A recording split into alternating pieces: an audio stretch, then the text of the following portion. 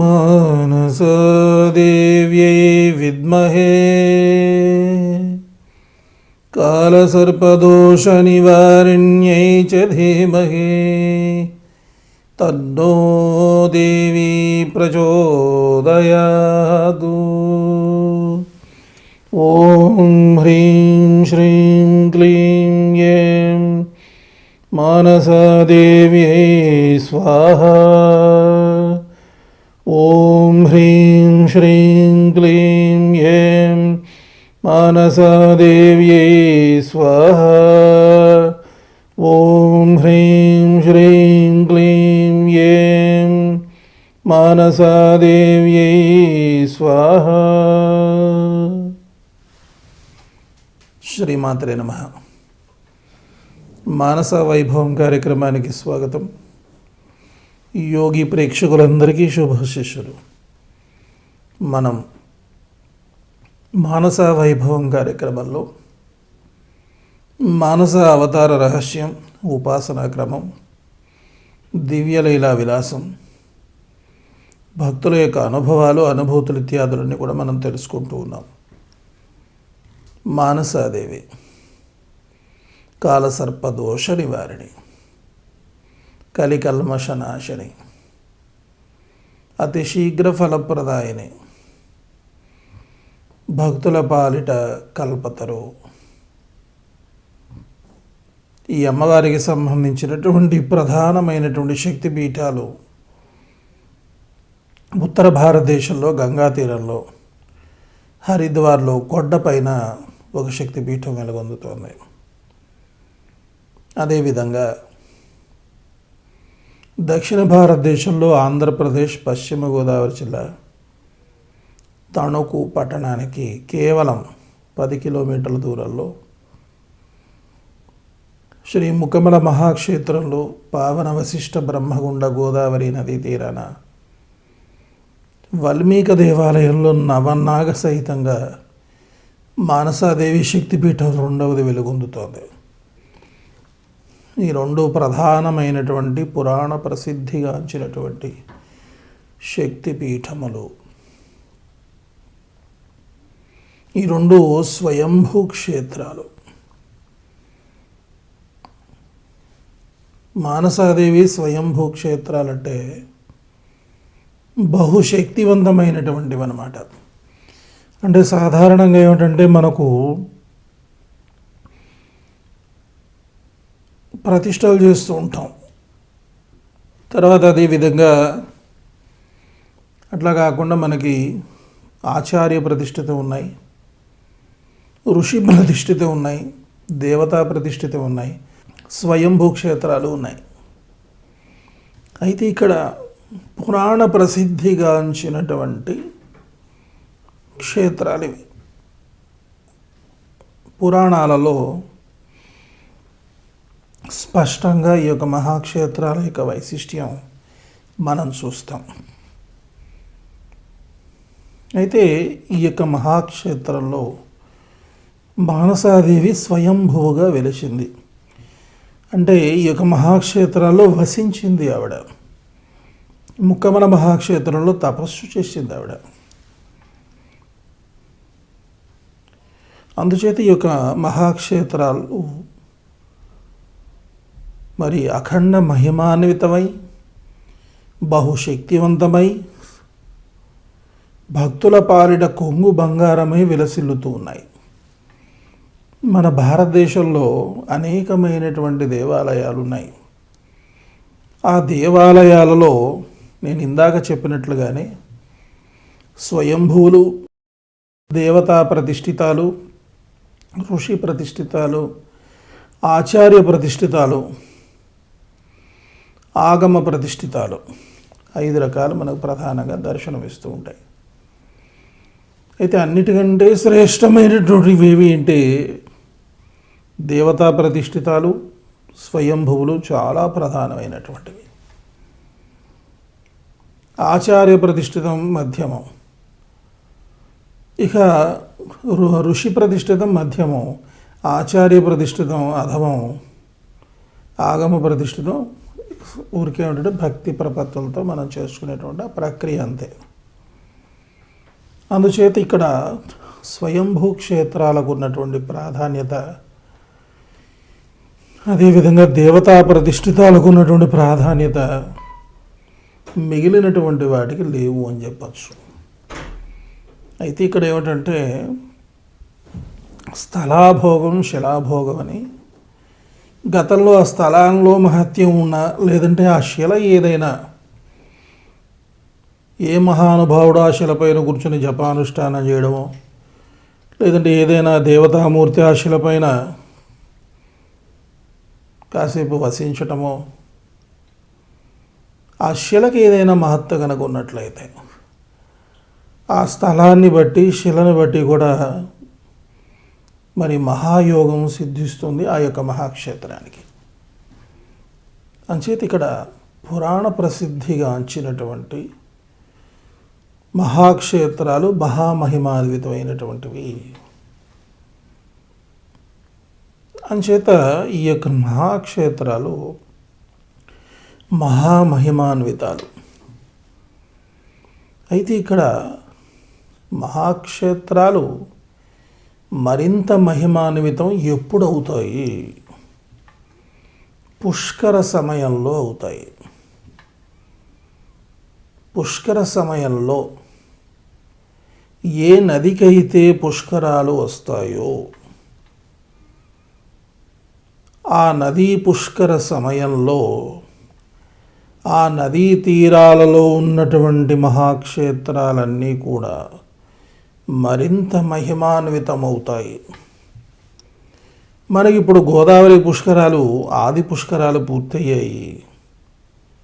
గోదావరికి అంత్య పుష్కరాలు రానున్నాయి. జూలై 31 నుండి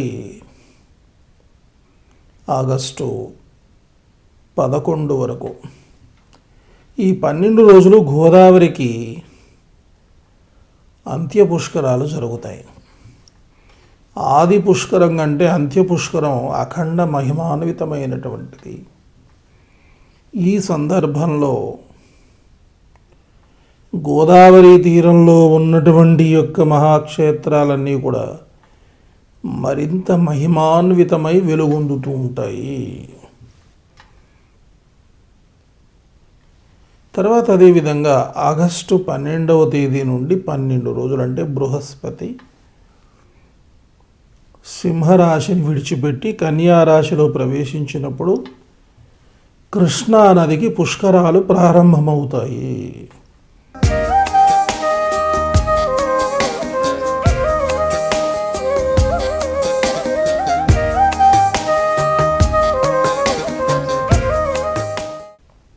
కృష్ణమ్మ తల్లి జన్మస్థానం నుండి సాగర సంగమం చేసేంత వరకు ఏవైతే మహాక్షేత్రాలు ఆ నదీమ తల్లికి ఇరువైపులా ఉన్నాయో ఆ మహాక్షేత్రాలన్నీ కూడా మరింత మహిమాన్వితమవుతాయి. పుష్కర సమయంలో బృహస్పతి, బ్రహ్మ,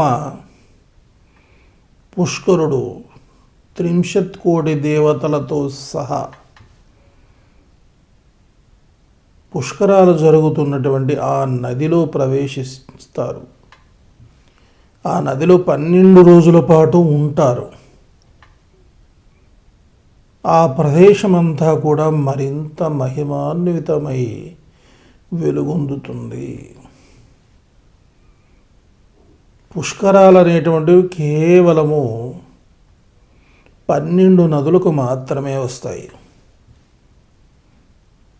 అఖండ భారతావనిలో 108 నదులు ప్రవహిస్తున్నట్టుగా మనకి తెలుస్తోంది. 108 నదులలో కేవలము 12 నదులకు మాత్రమే పుష్కరాలు వస్తాయి.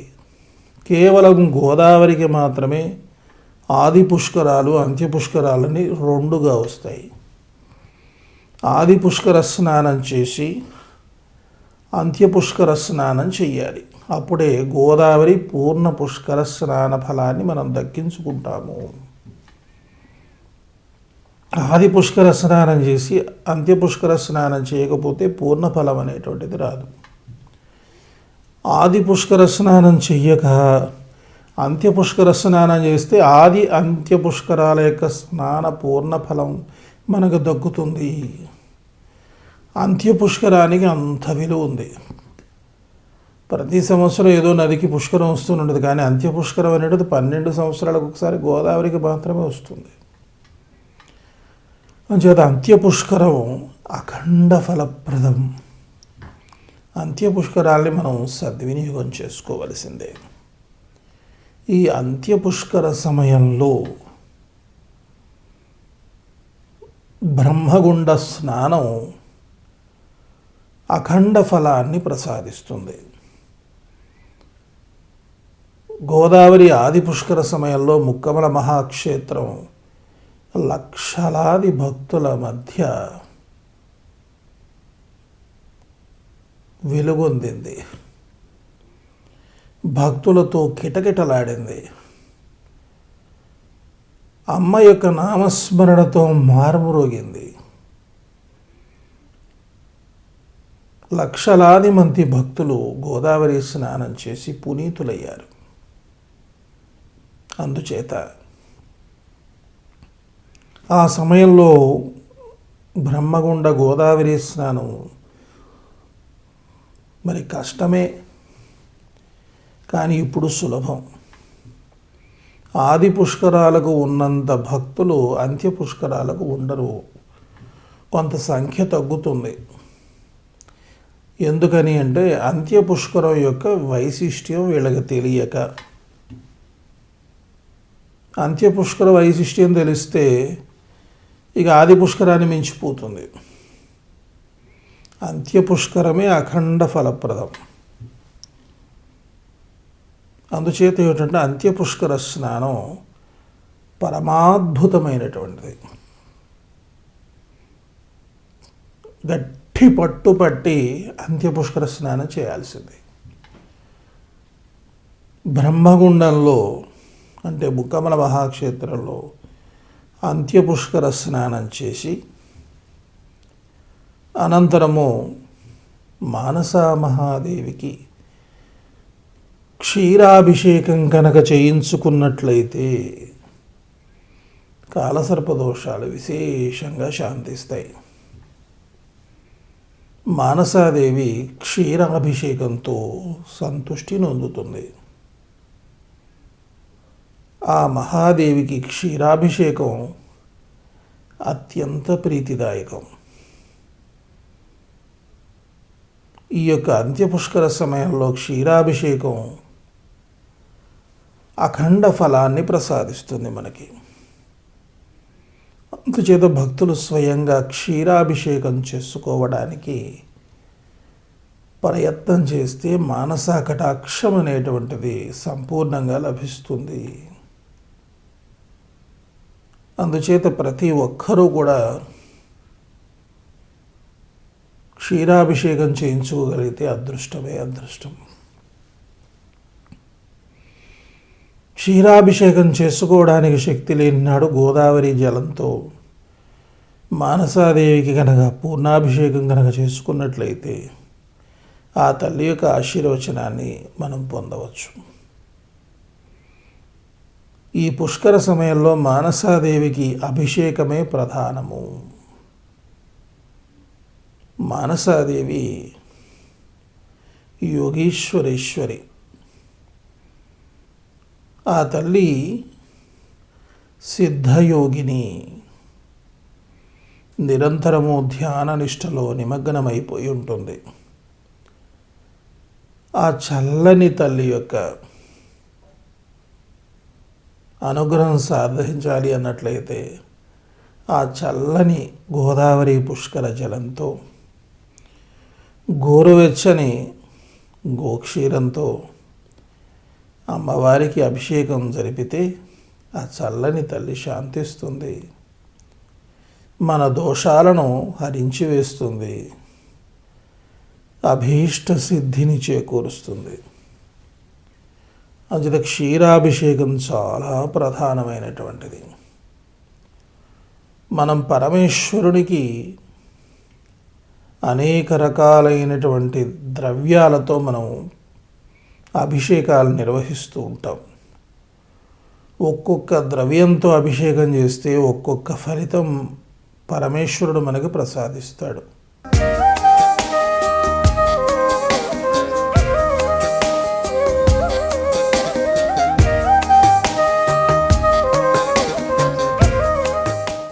పరమేశ్వరునికి క్షీరాభిషేకం అత్యంత ప్రీతిదాయకం.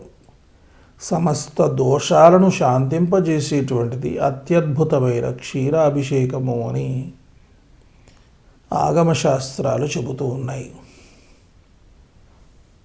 అదేవిధంగా మానసాదేవికి చేసేటువంటి క్షీరాభిషేకం ఏదైతే ఉందో ఆ క్షీరాభిషేకం అనంతకోటి దోషాలను హరించి వేస్తుంది. ఎప్పుడు మానసాదేవికి అభిషేకం చేసిన పుణ్యమే, కానీ పర్వదినాలలో ప్రత్యేకించి చేసేటువంటి ఈ యొక్క క్షీరాభిషేకము మరింత అతి విశేషమైనటువంటి ఫలాన్ని ప్రసాదిస్తుంది. బ్రహ్మగుండానికి ఉన్నటువంటి విశిష్టత ఏమిటి అంటే, బ్రహ్మ కమండలంలోనే సకల తీర్థాలు ఉన్నాయి. తీర్థరాజైనటువంటి పుష్కరుడు ఉన్నాడు. బ్రహ్మగుండంలో గోదావరిలో నిత్యము కూడా తీర్థరాజు పుణ్యతీర్థాలు అన్నీ ఉంటాయి.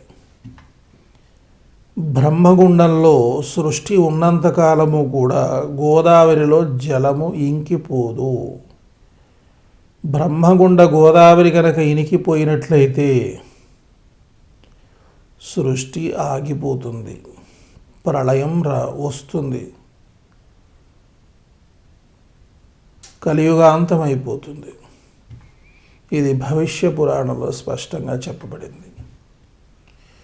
తులసి తన సహజత్వాన్ని కోల్పోతుంది. అంటే తులసికి ఇక సువాసన అనేటువంటిది ఉండదు. తనలో ఉండే ఔషధ గుణాలను పోగొట్టేసుకుంటుంది తులసమ్మ తల్లి. గంగానది అంతర్వాహిని అవుతుంది. అంటే గంగానదిగా ప్రవహించదు. గంగానది జీవనది. 365 రోజులు ప్రవహిస్తూనే ఉంటుంది. అటువంటి గంగా నది ఎండిపోతుంది. అదేవిధంగా కులం అనేటువంటిది లేకుండా పోతుంది. పూర్ణాయుర్దాయం 12 సంవత్సరాలు అవుతుంది. మజ్జిగలో వెన్న మునిగిపోతుంది. బ్రహ్మగుండంలో నీరు, అంటే బ్రహ్మగుండ గోదావరిలో నీరు అదృశ్యమవుతుంది. ఇక అప్పుడు కలియుగం అంతమైపోతుంది. బ్రహ్మగుండ గోదావరికి అంత ప్రాశస్యం ఉన్నది. బ్రహ్మగుండ గోదావరి పరమ పవిత్రమైనటువంటిది. మనం తెలుసో తెలియకో ఎన్నో పాపాలు చేస్తూ ఉంటాం, ఎన్నో తప్పులు చేస్తూ ఉంటాం, రకరకాలైనటువంటి శాపాలకు గురి అవుతూ ఉంటాం. అందుచేత కనీస పక్షం సంవత్సరానికి ఒక్క మారైన బ్రహ్మగుండ గోదావరి స్నానం చేయగలిగితే మనకున్నటువంటి ఈ యొక్క భయంకరమైనటువంటి దోషాలు, శాపాలు, పాపాలు తొలగిపోయి మనం పునీతులం కాగలుగుతాం. అందుచేత బ్రహ్మగుండ గోదావరి స్నానం చెయ్యాలి అని మహానుభావులందరూ కూడా పరుగున ముక్కమల మహాక్షేత్రానికి వచ్చి స్నానాలు చేసి వెళుతూ ఉంటారు. ఈ యొక్క ప్రదేశాన్ని పరిపాలించినటువంటిది మొగల్తూరు రాజ్యవారు. ఆయనకు ప్రతినిత్యము కూడా బ్రహ్మగుండ గోదావరి నుండి స్నానానికి గాను కావిళ్లతో నీళ్లు వెళ్ళేవి. ఈ విషయం అందరికీ తెలుసు. ముక్కామల గ్రామస్తుని ఎవరిని కదిలించినా సరే మొగల్తూరు రాజావారికి ఇక్కడి నుండే కావిళ్లతో బ్రహ్మగుండ గోదావరి నీళ్లు తీసుకుని వెళ్ళేవారట. తెల్లవారుజామునే 2 గంటలకు బయలుదేరేవారట. 2 గంటల్లో నడుచుకుని వెళ్ళిపోయేవారట వీళ్ళు. 4 గంటలకి బ్రాహ్మీ ముహూర్తంలో ఆయన స్నానం చేసేవాడట. బ్రహ్మగుండ గోదావరి జలంతోనే ఆయన స్నానం చేసేవాడు. మొగల్తూరు రాజావారికి చాలా మంచి పేరు ఉంది. ఆయన ఎన్నో సత్కార్యాలు చేశారు. ఎన్నో దేవాలయాలు పునరుద్ధారం చేశారు. ఎన్నో దేవాలయాలకు భూములు ఇచ్చారు. ఆ భూముల మీద వచ్చేటువంటి ఈనాముతోనే ఇప్పటికీ కూడా దేవాలయాలు నడుస్తూ ఉన్నాయి. మహానుభావుడు ఆయన, మహాజ్ఞాని, మహాపండితుల్ని ఆదరించేవాడు ఆయన. ఆయన సమయంలోనే పండితులకు, మహాపండితులకు అగ్రహారాలు రాసిచ్చాడు ఆయన. పశ్చిమ గోదావరి జిల్లాలో ఉన్నటువంటి బ్రాహ్మణ అగ్రహారాలన్నీ కూడా మొగల్తూరు రాజావారు ఇచ్చినవి. ఆయన మహాజ్ఞాని కనుకనే ప్రతినిత్యము కూడా బ్రహ్మగుండ గోదావరి జలాన్ని తీసుకొని ఆయన స్నానం చేసి పునీతుడవుతూ ఉండేవాడు. అంత మహత్తు బ్రహ్మగుండ గోదావరికి ఉన్నది. అందుచేతనే నేను పదే పదే చెప్తాను, మీరు ఏం చెయ్యండి చేయకపోండి, గోదావరి స్నానం చేసి పోండి అంటాను. మీరు ఏమీ చేయొద్దు, గోదావరి స్నానం చేసి వెళ్ళండి చాలు, ఇంకేం అవసరం లేదు. అంత్య పుష్కరాన్ని సద్వినియోగం చేసుకోండి. మరల 12 సంవత్సరాలకి ఒక్కసారి వస్తుంది ఈ యొక్క అంత్య పుష్కరం. ప్రతి సంవత్సరం పుష్కరం ఏదో నదికి వస్తూనే ఉంటుంది. పుష్కర స్నానం ఏదో ఒక నదిలో చేయొచ్చు, కానీ అంత్య పుష్కర స్నానం గోదావరి నదిలో మాత్రమే మనం చేయగలము. అయితే ఈ సమయంలో చక్కగా అంత్య పుష్కర స్నానం చేసుకొని గోదావరి స్నాన పుణ్య ఫలాన్ని, సంపూర్ణ పుణ్యఫలాన్ని సిద్ధింపజేసుకోండి. అదేవిధంగా మానసాదేవికి క్షీరాభిషేకం చేసుకొని తరించండి. మరిన్ని విషయాలు, విశేషాలు తదుపరి కార్యక్రమంలో తెలుసుకుందాం. శ్రీమాతా కృపా కటాక్ష సిద్ధిరస్తు.